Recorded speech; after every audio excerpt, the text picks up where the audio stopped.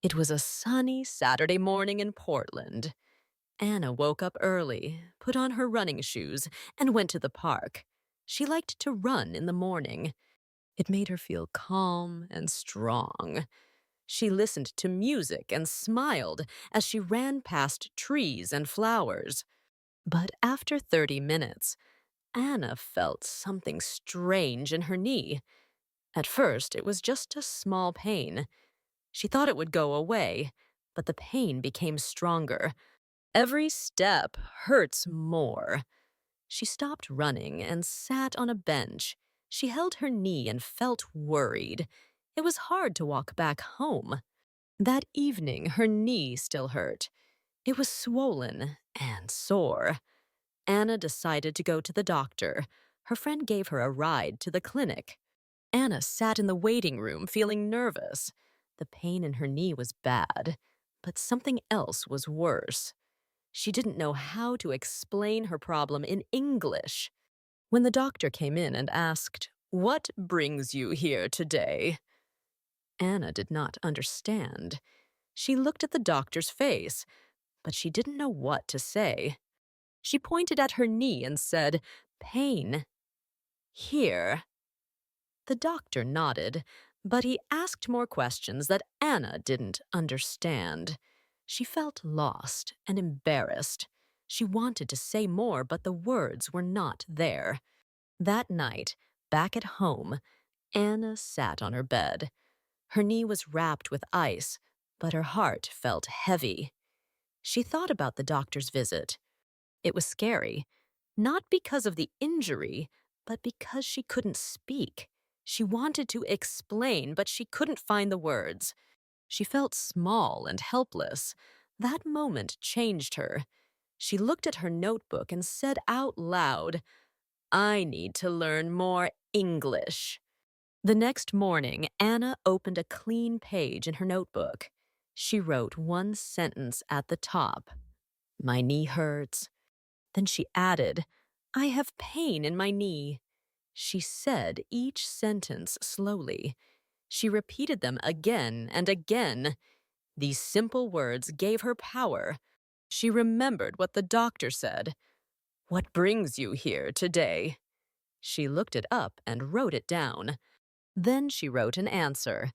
"I hurt my knee while running in the park." It felt good to be able to say something clearly. Anna started a new habit. She made a symptom diary. Every day, she wrote short sentences about how she felt. She wrote things like, "I feel tired today. My back hurts. I have a sore throat."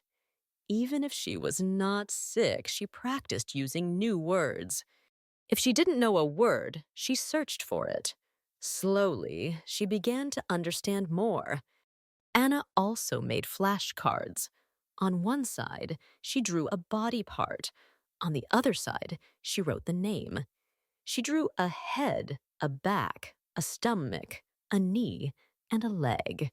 She carried the cards in her bag and used them on the bus or while waiting for her coffee.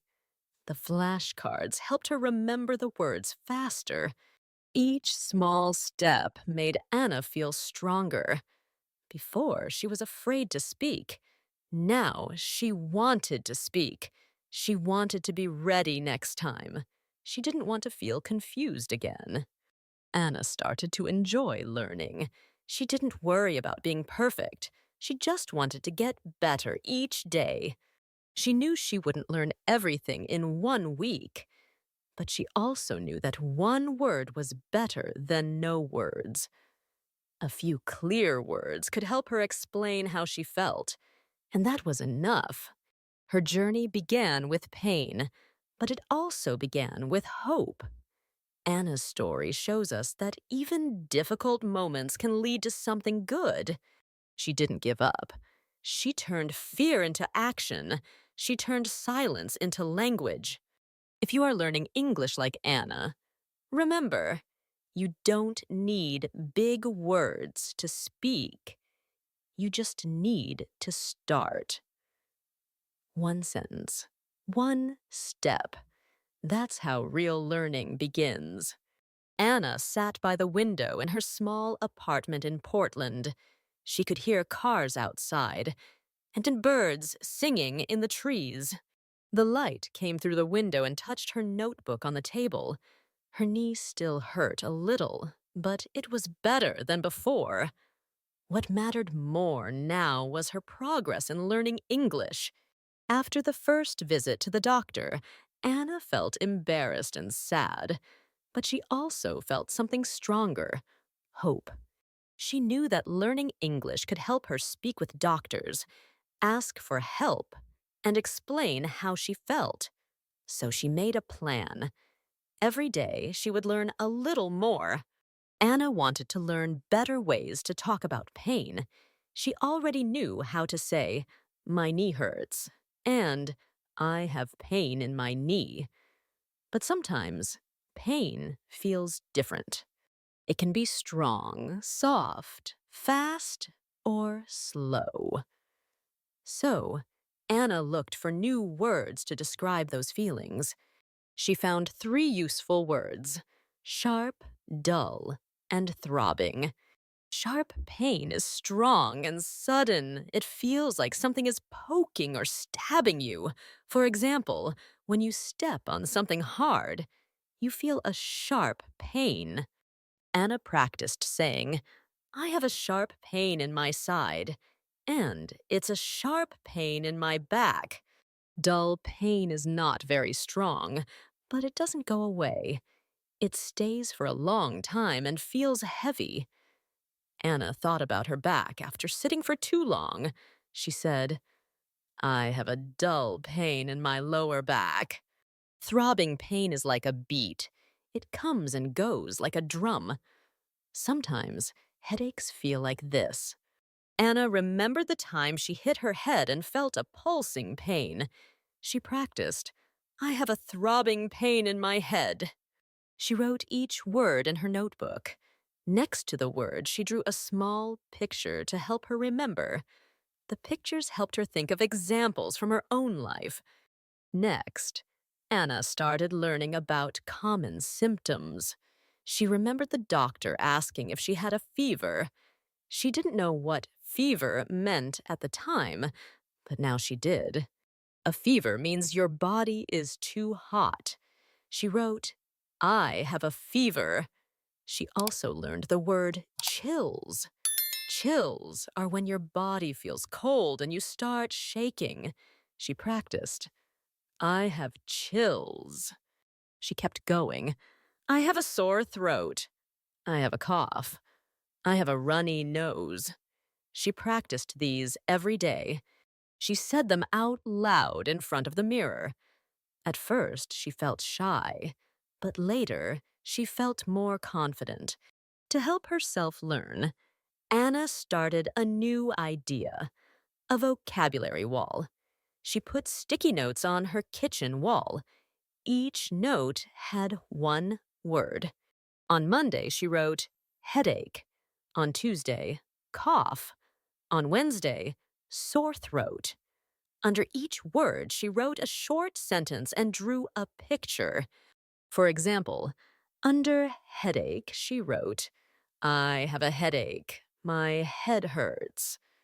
Next to it, she drew a sad face with a red dot on the forehead. These small actions helped her remember new words better. She smiled every time she walked past her vocabulary wall. Some days, Anna felt tired.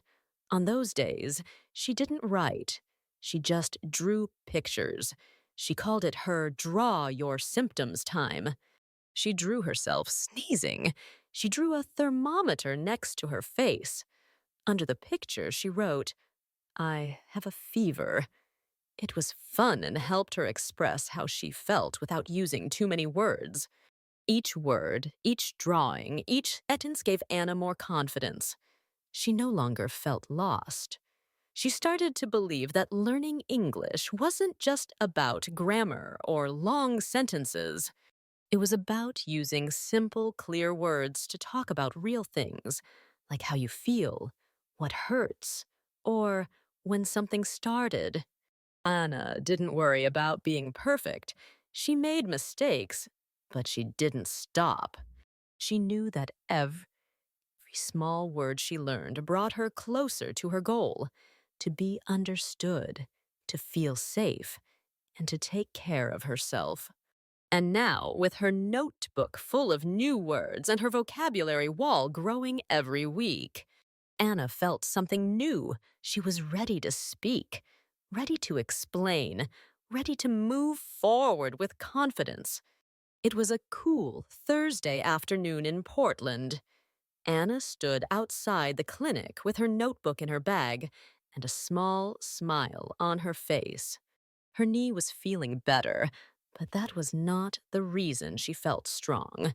She was back at the doctor's office, and this time she was ready. Anna had worked hard. Every day she practiced how to speak about her health. She practiced with her mirror. She practiced with her friend Maria.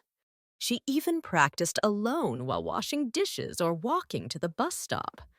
Now, everything she had learned was going to help her in the real world. Before going to the clinic, Anna and Maria played a game together.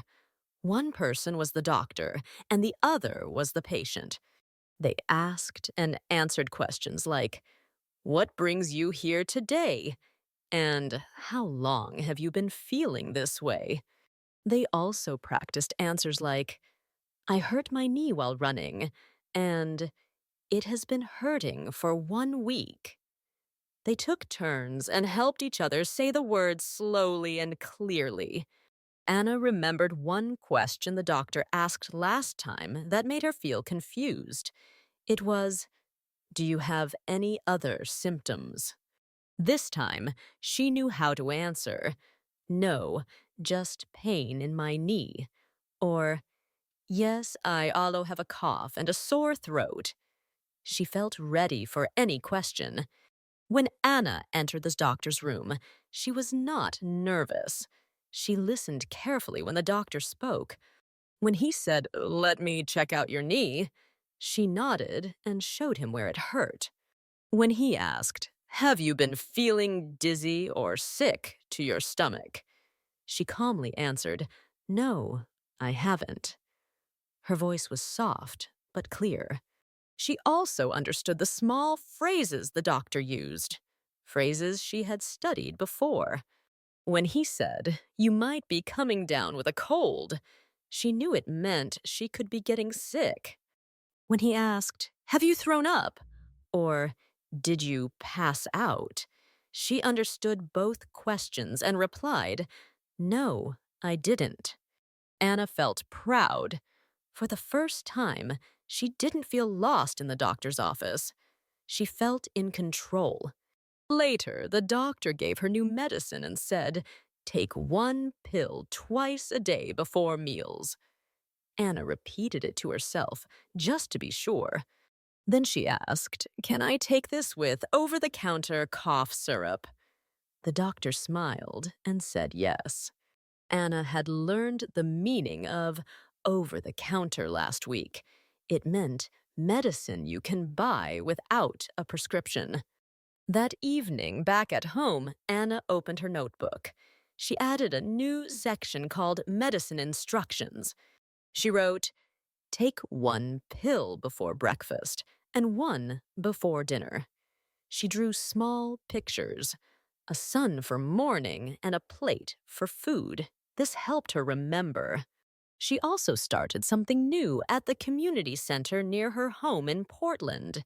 She made a group called Health English Circle. It was small at first.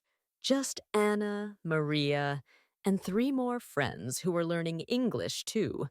Every Saturday, they met for 1 hour. They practiced doctor conversations, learned new words, and shared their own stories. One day, a nurse came to visit the group. She helped them act out real situations. Everyone took turns being the doctor or the patient. People laughed, made mistakes, and learned together. Anna felt happy. She was no longer learning alone. she was helping others too. That night, Anna sat down to write in her journal. She looked at her first page from many weeks ago. It only said, "My knee hurts." Now her pages were full of sentences, drawings, questions, and answers.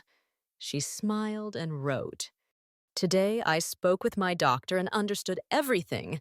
I feel proud of myself. I was afraid before, but not anymore."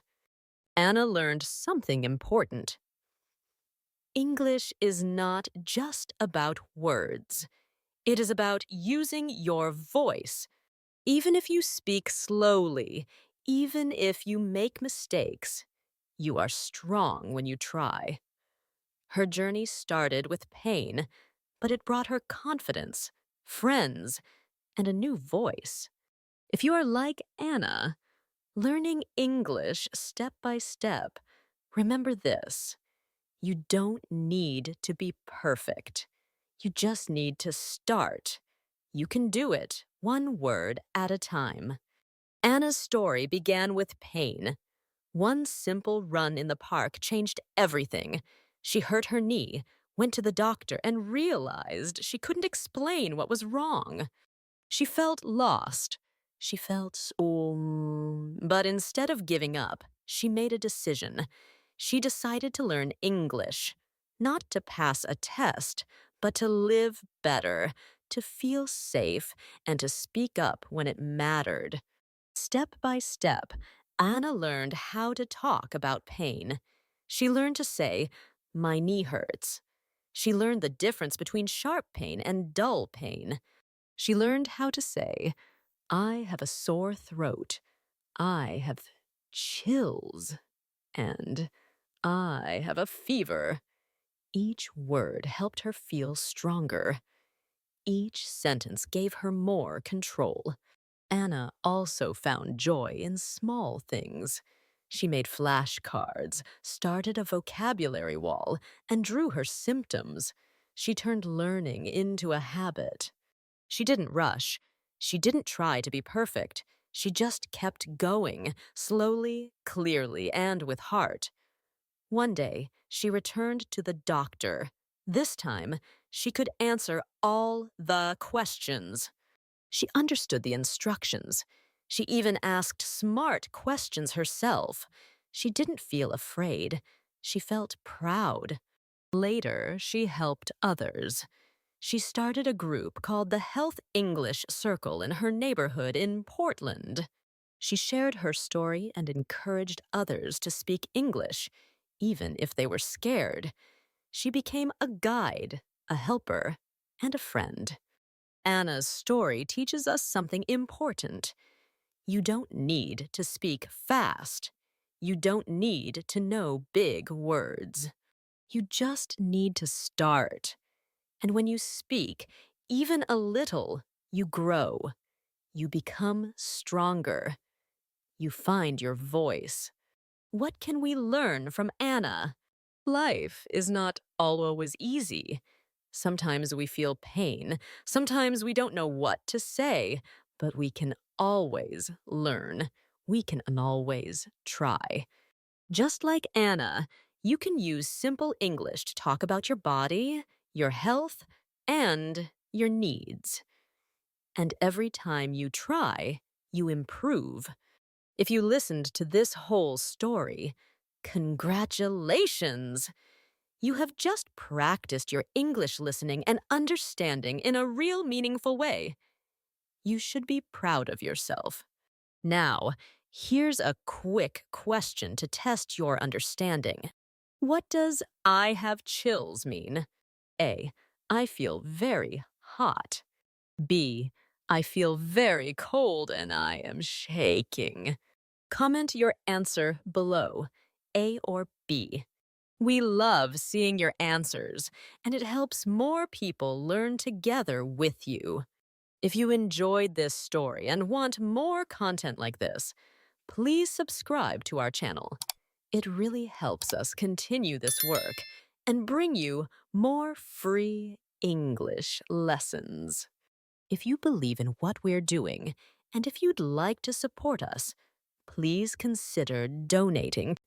In the beginning, it's very hard to keep a small channel alive. We work for free to help you learn English. But with your help, we can do even more. Thank you for listening. Thank you for learning. And remember, you're doing great. Keep going. We're here for you.